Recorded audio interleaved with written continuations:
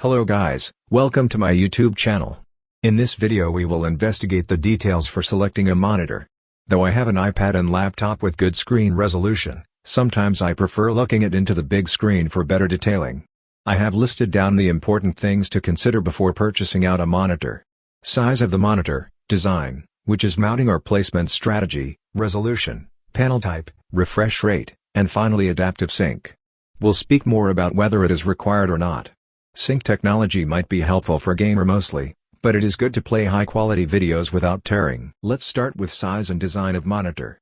Common size monitor available in market is 24-inch, 27-inch or 32-inch. In those we got 4:3 ratio typical, 16:9 ratio standard, 21:9 ratio ultra-wide and 32:9 ratio super ultra-wide. We got couple of options in design of the monitor, which is flat or curved. Curved monitor suits better in viewing angle for ultra-wide or super ultra-wide monitors. Based on the aesthetics of the room we choose whether to go with table mount or stand mount or wall mount. Along with the box we get stand as an in-box item. But for wall mount and table mount we must look for a suitable bracket. Nowadays most of the monitors come with Vesa mount bolting as idle option, but it is a key item to check out while purchasing to see whether the monitor has Vesa mount option in case of future use. The most important thing in the monitor is resolution. PPI is a description of a screen's pixel density. A higher pixel density will mean that there are more pixels packed into every inch of your screen. To maintain the picture or video quality, pixel density is a significant factor which determines the quality of your image.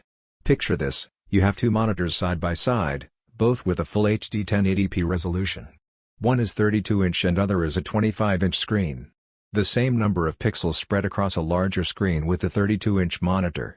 Thus, the smaller monitor will have a more densely packed pixel density, resulting in smoother and sharper images. We have full HD monitors with 1920 by 1080 pixels, which is basic configuration for general purpose use. To get better quality for video or photo editing, going for high resolution will benefit the user. Based on the size of monitor and required PPI, you can choose whether to go with Full HD, 4K, 8K resolution screen. Bigger screen with dense PPI will be costlier, otherwise you can go with smaller screen to get same image quality. It is obvious if we go for higher resolutions we'll have to pay more to maintain the PPI in larger screen. Later in this video, I have listed down the choice of monitor based on purpose. When it comes to panels there are more technologies, each company has patterned their own. But I have listed down the general classification in it. TN, VA, IPS. IPS is further classified QLED and OLED. We'll see that bit later. First we'll see TN panel, which has low response time with high refresh rates, thus minimal blur, which is good for gaming. It is cheapest in pricing. Next is VA panel, which has longest response time typically, but the viewing angles are better than TN, worse than IPS. Costlier VA panels can have performance comparable to TN panel. Finally we'll see IPS panel, which has slower response than TN, and faster response than VA. It is not suitable for gaming but best for the professional video or image editing. OLED, and most expensive, organic light emitting diode. OLED is a fundamentally different technology from LCD, the major type of TV today. QLED, quantum light emitting diode. A QLED TV is just an LCD TV with quantum dots. OLED is better contrast and black level. QLED is brighter. OLED is better uniformity and viewing angles, and costlier. QLED can get bigger and smaller, and cheaper. A refresh rate is the number of times your monitor updates with new images each second.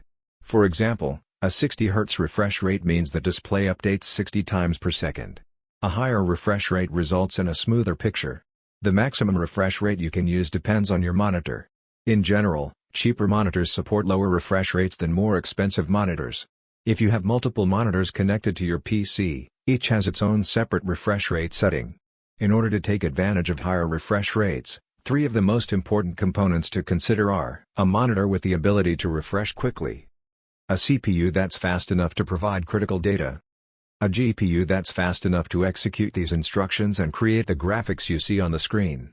The monitor can only display an image at the rate the system produces it, so it's important that your CPU and GPU are capable of completing this process quickly. Adaptive sync technology eliminates staring, stuttering and judder, and was developed for the video gaming industry. In order to be advertised as a gaming monitor today, it must support a variable and adjustable refresh rate. Your graphics card pushes images to your monitor as fast as it can, but traditional monitors refresh image at a set of 60 Hz. When your graphics card delivers frames outside of that schedule, your monitor shows a portion of one frame and the next frame on screen simultaneously, resulting in the dreaded screen tearing. Adaptive Sync eradicates all those problems by synchronizing the refresh rate of your monitor with the refresh rate of your graphics card. When your video card pushes out a new frame, the Adaptive Sync monitor displays it, simple as that. If your graphics card is generating 52 frames a second, your monitor refreshes at 52 Hz. The end result? Wonderfully smooth gameplay. AMD supports Adaptive Sync under the FreeSync brand. NVIDIA graphics cards supports G-Sync brand, which must reside in both the graphic card and monitor. Here I have listed the matrix of choice for 3 different user categories, which is subjective to change. Please let me know your choice and feedback in comments section and how you would approach to choose a monitor. Please subscribe to my channel. We'll see you guys in another video.